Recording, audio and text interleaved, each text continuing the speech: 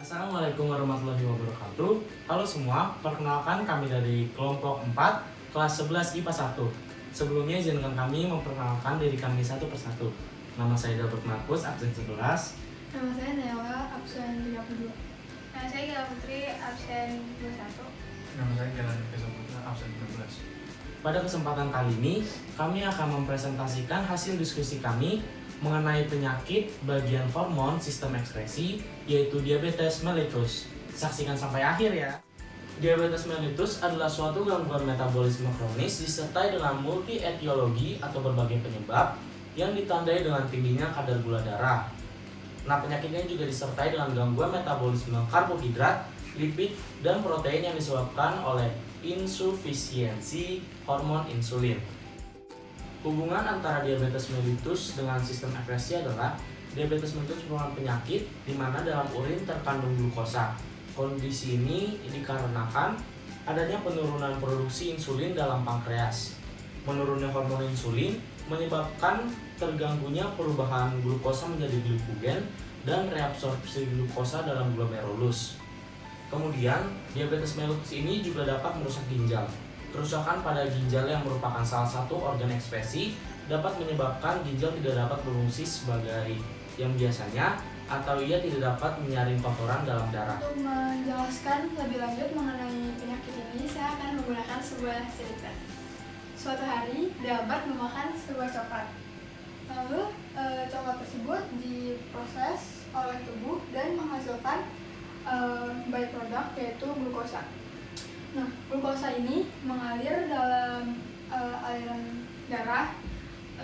Jadi jumlah glukosa di dalam darah meningkat setelah Delbert memakan coklat. Ini kondisi aliran darah sebelum makan dan sesudah makan coklat tadi. Hal tersebut menghasilkan perubahan. Tadinya kadar glukosa normal menjadi lebih banyak. Jika tubuh kita menghasilkan perubahan, tubuh kita otomatis berusaha mengembalikan keadaan menjadi semula.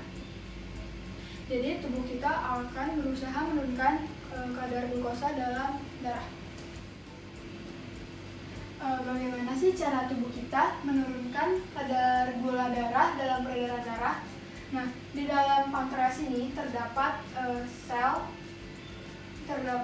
Nah, salah satu dalam sel betanya itu terdapat pulau Langerhans, yaitu sel yang menghasilkan insulin.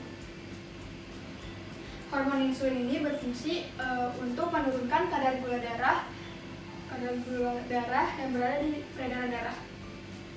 Insulin akan mengirimkan glukosa dari peredaran darah ke dalam sel tubuh kita untuk kita pakai sebagai sumber energi. Nah, dan insulin juga mengirimkan glukosa dari peredaran darah ke hati untuk disimpan. Berkat kerja insulin ini, insulin tadi gula darah akan kembali seperti semula. Ini apa yang terjadi jika Delbert mengalami diabetes mellitus? Jika Delbert mengalami diabetes mellitus, ia tidak dapat mengatur kadar gula dalam peredaran darah, dan hal tersebut menyebabkan kondisi di mana kadar gula darah dalam peredaran darah di atas kadar normal. Hal ini terjadi karena terdapat masalah insulin pada seseorang. Selanjutnya, perbedaan metabolisme penderita dan penderita diabetes mellitus. Bedanya ada di cara mencerna makannya. Kalau yang non penderita diabetes dimulai dengan di mulut, lalu gigi akan melumatkan makanannya dibantu dengan lidah dan air liur. Air liur menghasilkan enzim tialin yang berguna untuk memecah karbohidrat menjadi glukosa. Lalu berlanjut di dalam lambung dan usus halus. Dengan cara ini, karbohidrat akan dipecah menjadi molekul glukosa yang lebih sederhana, lalu diserap oleh usus halus dan dibawa ke seluruh tubuh bersama aliran darah. Proses ini yang menyebabkan kadar gula naik setelah makan.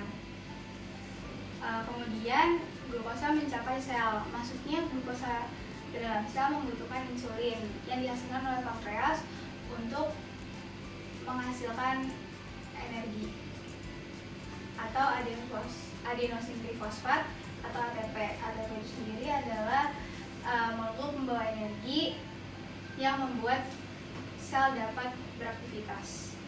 Pada penderita diabetes, proses metabolismenya terganggu karena glukosa tidak dapat masuk ke dalam sel karena insulin yang dihasilkan oleh tubuhnya berkurang jumlahnya atau resisten terhadap insulin sehingga gula darah naik.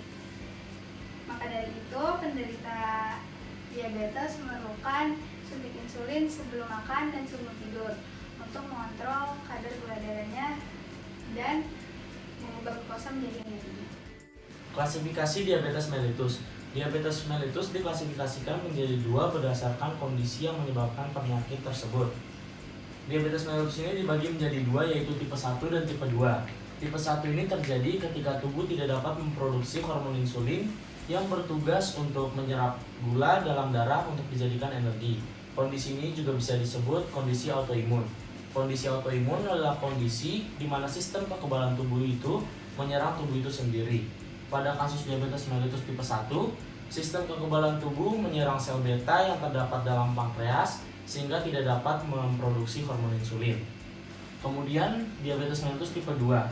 Diabetes mellitus tipe 2 ini disebabkan kurang optimalnya penyerapan insulin oleh tubuh yang menyebabkan naiknya kadar gula darah.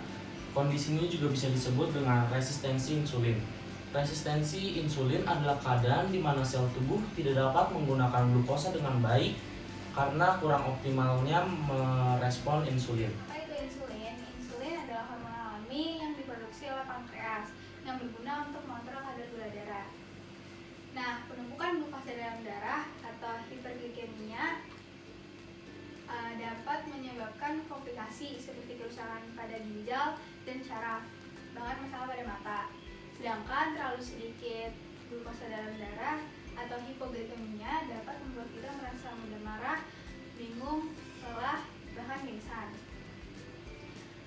Apabila insulin dalam darah tidak cukup, maka glukosa tidak dapat dipecah menjadi energi dan lemak akan dipecah untuk menjadi energi. Proses lemak dipecah menjadi energi dapat mengakibatkan penumpukan bahan kimia yang disebut keton. Keton yang menumpuk dalam darah insulin sangat berbahaya karena mampu memicu kondisi ketoasidosis pada penderita diabetes. Berikut adalah gejala diabetes mellitus. 1. Meningkatnya frekuensi buang air. 2. Penurunan berat badan. 3. Infeksi jamur. 4. Kulit bermasalah. 6. Penyembuhan yang lambat. 6. Kelaparan. 7.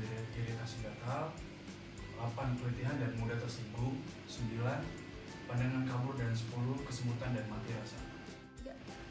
Berikut adalah cara mengobati diabetes mellitus.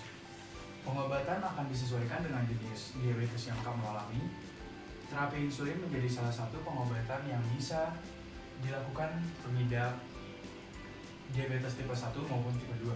Bahkan pada diabetes tipe 1 yang cukup berat, transplantasi pankreas bisa dilakukan guna mengatasi kerusakan pankreas. Sedangkan pada pengidap diabetes tipe 2 akan diberikan beberapa jenis obat-obatan. Umumnya ada beberapa perawatan yang harus dilakukan untuk menurunkan risiko diabetes ini. Seperti 1. Menerapkan pola makan yang sehat. Sebaiknya atur kembali pola makan yang sehat, fokuskan pada asupan seperti buah, sayur, protein tanpa lemak. Juga mengonsumsi serat dan mengurangi beberapa makanan seperti makanan yang mengandung lemak jenuh, karbohidrat olahan, hingga pemanis buatan. 2. Rutin melakukan aktivitas fisik. Setiap orang tentunya membutuhkan aktivitas fisik untuk menjaga kesehatan tetap optimal. Diabetes mellitus merupakan penyakit di mana kadar gula tinggi yang disebabkan karena kurang produksi insulin atau insulin tidak dapat bekerja dengan baik. Diabetes ini dibagi menjadi dua berdasarkan faktor penyebabnya, yaitu tipe 1 dan tipe 2. Gejala penyakit ini antara lain meningkatnya frekuensi buang air, penurunan berat badan, dan infeksi jamur. Cara mengobati penyakit ini adalah dengan terapi insulin dan juga mengonsumsi obat-obatan. Dan untuk menghindari penyakit diabetes mellitus ini, kita harus menjaga pola makan sehat dan rutin melakukan aktivitas fisik. Cukup sekian dari kami. Jika ada salah kata mohon dimaafkan. Wassalamualaikum warahmatullahi wabarakatuh.